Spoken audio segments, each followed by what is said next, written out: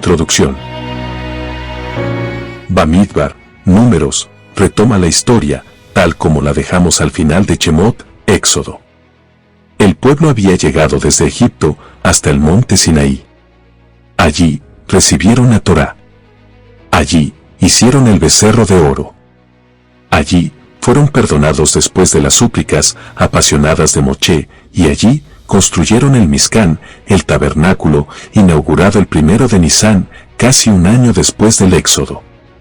Ahora, un mes más tarde, el primer día del segundo mes, estaban listos para continuar con la segunda parte de su travesía, desde el Sinaí hasta la tierra prometida.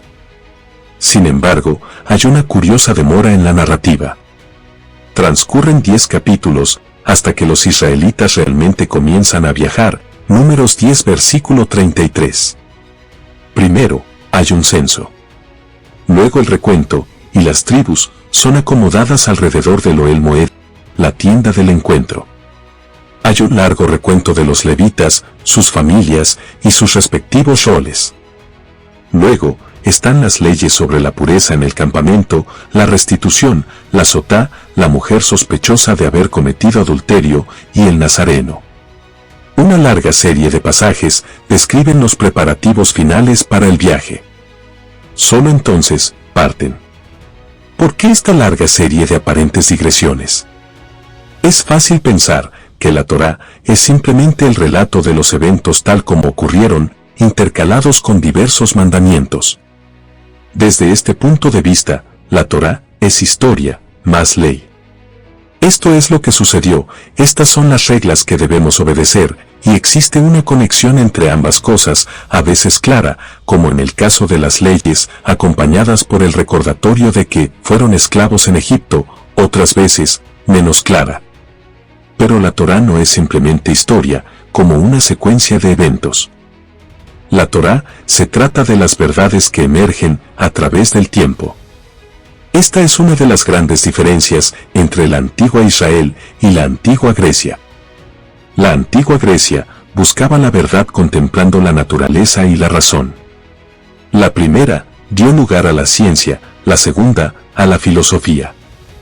La antigua Israel encontró la verdad en la historia, en los eventos, y lo que Dios nos dijo que debíamos aprender de ellos. La ciencia trata sobre la naturaleza, el judaísmo trata sobre la naturaleza humana, y hay una gran diferencia entre ambas cosas. La naturaleza no sabe nada sobre el libre albedrío. A menudo los científicos incluso niegan que exista. Pero la humanidad está constituida por su libertad. Somos lo que escogemos ser. Ningún planeta elige ser hospitalario para con la vida. Ningún pez elige ser un héroe. Ningún pavo real elige ser vanidoso. Los seres humanos eligen. Y de allí nace el drama, del que toda la Torá es solo un comentario. ¿Cómo puede coexistir la libertad junto con el orden? El drama está ambientado en el escenario de la historia y se desarrolla a través de 5 actos, cada uno de ellos con múltiples escenas. La forma básica de la narrativa es aproximadamente la misma para los 5 casos. Primero, Dios crea el orden. Entonces, la humanidad crea el caos. A continuación, siguen terribles consecuencias. Entonces Dios comienza de nuevo, profundamente afligido, pero sin perder nunca su fe en la única forma de vida a la que le dio su imagen, y el don singular que hizo que la humanidad fuera semejante a Dios, es decir, la libertad. El primer acto es relatado en Génesis 1 versículo 11. Dios creó y ordenó el universo y dio forma a la humanidad a partir del polvo de la tierra, insuflándole su propio aliento. Pero el ser humano pecó. Primero Adán y Jabá, y luego Caín, después la generación del diluvio. La tierra se llenó de violencia. Dios trajo un diluvio y comenzó de nuevo, haciendo un pacto con Noaj. La humanidad volvió a pecar al construir la Torre de Babel, el primer acto de imperialismo. Entonces Dios volvió a comenzar, buscando un modelo que le mostrara al mundo cómo se vive respondiendo con fidelidad al mundo de Dios. Esto lo encontró en Abraham y Sara. El segundo acto es relatado en Génesis 12 versículo 50. El nuevo orden se basa en la familia y la fidelidad, el amor y la confianza. Pero también esto comienza a desmoronarse. Hay tensión entre Esab y Jacob, entre las esposas de Jacob, Lea y Rachel, y entre sus hijos. 10 de los hijos de Jacob venden a Yosef, el 11º hermano, como esclavo. Esto es una ofensa contra la libertad, y a continuación ocurre una catástrofe. No un diluvio, sino una hambruna. Como resultado de la hambruna, la familia de Jacob se va al exilio en Egipto, donde todo el pueblo queda esclavizado. Dios está a punto de comenzar de nuevo, esta vez no con una familia, sino con una nación, que es en lo que se han convertido los hijos de Abraham. El tercer acto es el tema del libro de Shemot. Dios rescata a los israelitas de Egipto, tal como rescató a Noaj del diluvio. Al igual que con Noaj y con Abraham, Dios hace un pacto, esta vez en el Sinaí, y este es mucho más abarcador que sus precursores. Es el plano para el orden social, para toda una sociedad basada en el derecho y la justicia. Sin embargo, una vez más, los humanos crean el caos al hacer el becerro de oro, apenas 40 días después de la gran revelación. Dios amenaza con una catástrofe. Destruir a toda la nación y comenzar de nuevo con Moshe, tal como lo había hecho con Noaj y con Abraham, Éxodo 32 versículo 10. Solo la súplica apasionada de Moshe evita que esto ocurra. Entonces Dios instituye un nuevo orden. El cuarto acto comienza con el relato de este orden, que es largo, sin precedentes, extendiéndose desde Éxodo 35 a lo largo de todo el libro de Baikra y los 10 primeros capítulos de Bamidbar. La naturaleza de este nuevo orden es que Dios se convierte no solo en el director de la historia y en quien entrega la ley, sino en una presencia permanente en medio del campamento. Por eso hay que construir el Mishkan, lo que ocupa el último tercio del libro de Shemot, y las leyes de pureza y santidad, así como aquellas de amor y justicia, que constituyen virtualmente todo el libro de Baikra. La pureza y la santidad son necesarias porque Dios, de repente, está muy cerca. En el tabernáculo, la presencia divina tiene un hogar en la tierra, y cualquiera que se acerca a Dios debe ser sagrado y puro. Ahora los israelitas están listos para comenzar la etapa siguiente del viaje, pero solo después de una larga introducción. Esa larga introducción, al comienzo de Bamidbar, trata de crear un sentido de orden dentro del campamento. Por eso el censo y los detalles sobre la disposición de las tribus y el largo recuento de los levitas, la tribu que mediaba entre el pueblo y la presencia divina.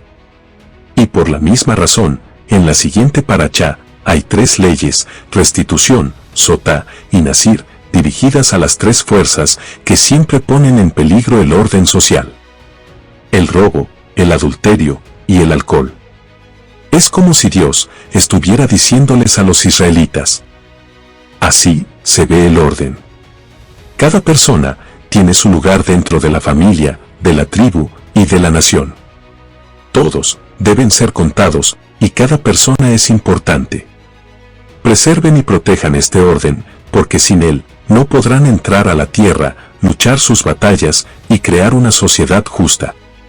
Trágicamente, a medida que avanzamos en Bamidbar, vemos que los israelitas resultaron ser los peores enemigos de sí mismos. Se quejan de la comida. Miriam y Aarón se quejan de Moshe.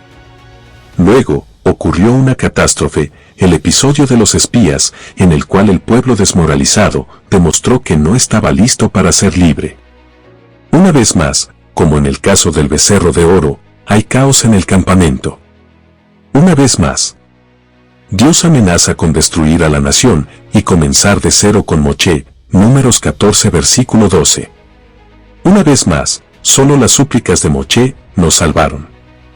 Dios decide comenzar de nuevo una vez más, esta vez con la siguiente generación y con un nuevo líder. El libro de Devarim, Deuteronomio, es el preludio de Moshe al quinto acto, que tuvo lugar en los días de su sucesor, Yehoshua, Josué. La historia judía es extraña. Una y otra vez, el pueblo judío se dividió. En los días del primer templo, cuando el reino se dividió en dos partes, y en el periodo del segundo templo, cuando se dividió en grupos y sectas rivales. En la Edad Moderna, al comienzo del siglo XIX, cuando se fragmentó entre los religiosos y los seculares en Europa Oriental, ortodoxos y otros en el Occidente. Estas divisiones todavía no han sanado. De esta forma, el pueblo judío sigue repitiendo la historia, relatada 5 veces en la Torá. Dios crea orden. Los humanos crean caos. Pasan cosas malas, y entonces Dios vuelve a comenzar. ¿Acaso la historia nunca va a acabar? De una u otra forma, no es coincidencia que Bamidbar generalmente se lea antes de Shavuot, el aniversario de la entrega de la Torá en el Sinaí. Dios nunca se cansa de recordarnos que el desafío central de la humanidad en todas las épocas es si la libertad puede coexistir con el orden. Esto es posible cuando los seres humanos eligen libremente seguir las leyes de Dios dadas de una forma a la humanidad después del diluvio y de otra forma a Israel después del Éxodo. La alternativa antigua y moderna es el gobierno del poder, en el cual, tal como dijo Tucídides, los fuertes hacen lo que les place y los débiles sufren como deben. Eso no es lo que la Torá entiende como libertad, ni es una receta para el amor y la justicia. Cada año, cuando nos preparamos para Shavuot, al leer la Parashá Bamidbar, escuchamos la convocatoria de Dios. La Torá y las mitzvot son la manera de crear una libertad que respete el orden y un orden social que honre la libertad humana. No hay otro camino. Shalom.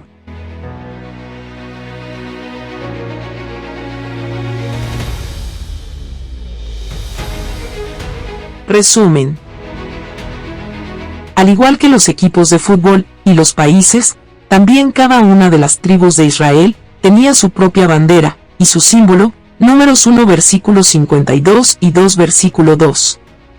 El Midrash explica que cuando el pueblo judío recibió la Torá en el monte Sinaí, vio que cientos de miles de ángeles acampaban de acuerdo con sus banderas. Entonces, el pueblo deseó hacer lo mismo, Números Rabá 2 versículo 3.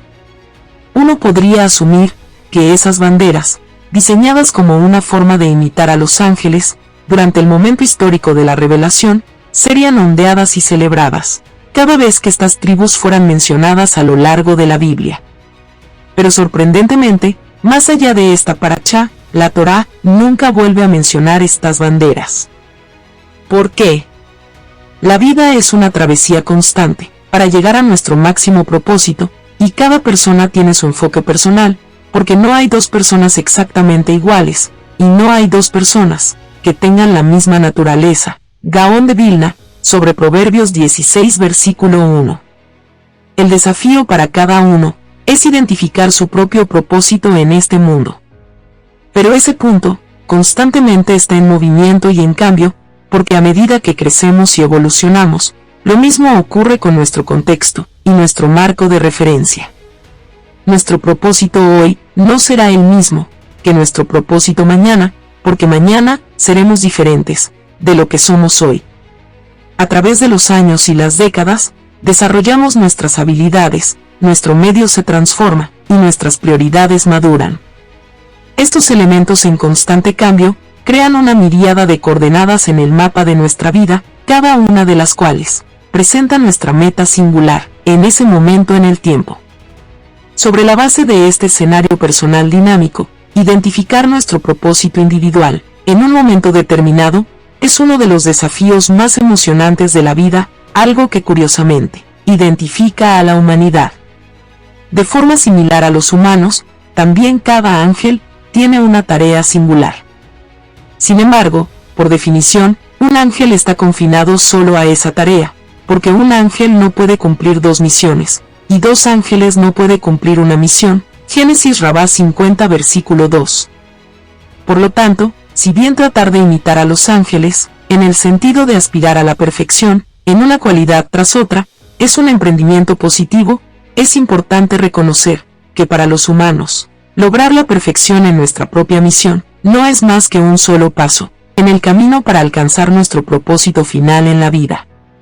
Otra distinción entre los ángeles y los humanos es que los ángeles están consistentemente en su trayectoria de crecimiento. Ellos se mueven constantemente hacia arriba, siempre acercándose a la perfección. En contraste, los seres humanos somos dinámicos y complejos. Nuestro camino no es unidireccional. A lo largo del camino para cumplir nuestro propósito, podemos crecer, caer o volar en cualquier momento. La Torá no fue entregada a los ángeles. Tratado Brajot 25b. Fue entregada a seres de carne y hueso. A nosotros, a los seres humanos, completos con nuestras debilidades y fallas, por un lado, y con nuestras fortalezas y éxitos, por el otro. Por lo tanto, en nuestro interior existe el potencial para elevarnos a grandes alturas, y la posibilidad de volar, incluso más alto que los ángeles. Si alguien se destaca en cierta área, debe ondear la bandera sobre su cabeza con orgullo. Pero confinarnos solo a esa bandera sería quedarnos cortos respecto a nuestro singular propósito humano, de múltiples niveles en esta tierra. Llevar solo esa bandera no hace justicia a los muchos otros momentos de satisfacción y propósito que nos esperan a la vuelta de la esquina. Al cumplir una tarea particular, una misión o un propósito, de inmediato debemos comenzar a buscar cuál es la siguiente área de la vida que requiere nuestra contribución singular, y trabajar para lograrlo, y levantar esa bandera. Por eso, una vez que las tribus establecieron sus respectivas fortalezas, y ondearon sus banderas en ese momento en el desierto, tuvieron que seguir adelante, a la siguiente misión que les esperaba. Sus banderas fueron significativas en ese momento en particular, y en ese lugar. Pero cuando las tribus siguieron su camino, las banderas perdieron su relevancia, y por eso la Torá no vuelve a mencionarlas. Imagina a alguien que logra dominar la habilidad del golpe de revés en tenis. No importa en qué lugar de la cancha se encuentre, si hace falta un golpe de revés, el golpe es perfecto. ¿Pero qué ocurre cuando la habilidad necesaria es un saque? ¿Qué ocurre con un golpe de derecha o una volea en medio de la cancha?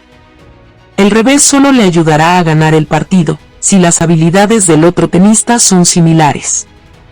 Así también en la vida, no es suficiente desarrollar solo una habilidad, y sentarse satisfecho apenas se logra dominar esa destreza particular. Al viajar por nuestro complejo camino humano, recolectando habilidades y experiencias, a veces teniendo éxito y otras fracasando, para lograr finalmente concretar nuestra misión, es esencial trabajar constantemente sobre nuestras debilidades, adquirir nuevas habilidades, y esforzarnos por encontrar confort, fuera de nuestra zona de confort.